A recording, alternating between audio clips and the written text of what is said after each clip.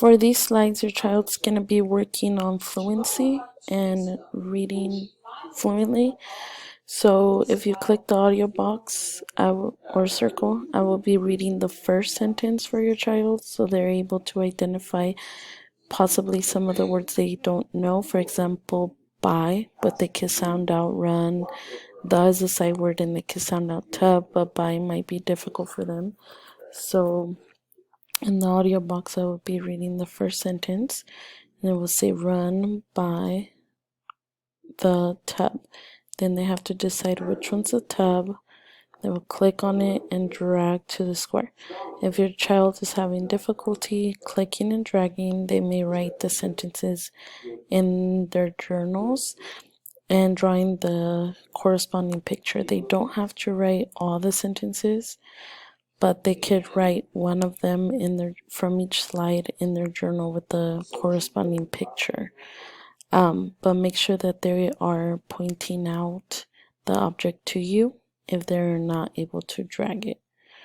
And just as a reminder, if they delete an object on accident, for example, this one, it's gone, you could click the back undo button and it shows up.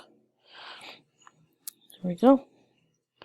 Con estos trabajos su hijo o hija van a practicar leyendo con fluidez.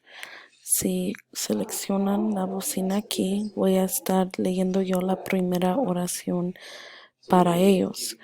Para eso, si alguna palabra se le olvidó o tiene dificultad, la puede oír que yo se la diga y ellos van a leer los restos de las oraciones. Por ejemplo, esta bocina va a decir la primera oración que dice run by the tub, que es corre al lado de el tub, que es del baño, donde se bañan. Su hijo va a seleccionar y ponerlo en el cuadrado. En el cuadrado. Si es difícil para ellos seleccionar y ponerlo en el cuadrado, lo pueden hacer en su cuaderno. No tienen que escribir todas las oraciones, pueden seleccionar una y luego van a escribirlos en su cuaderno con el retrato que le corresponde. Pero que sí le estén diciendo cuál va dónde.